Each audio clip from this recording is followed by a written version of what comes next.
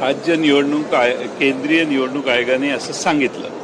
याचा रस्त्यावर आता सगळे CCTV फुटेज आहेत. माझ्या इस्लामपूर शहरामध्ये म्हणजे ईश्वरपूर शहरामध्ये 100% एरिया आता CCTV फुटेजने आहे. याचा अर्थ काय, त्यांची प्रायव्हसी भंग होते.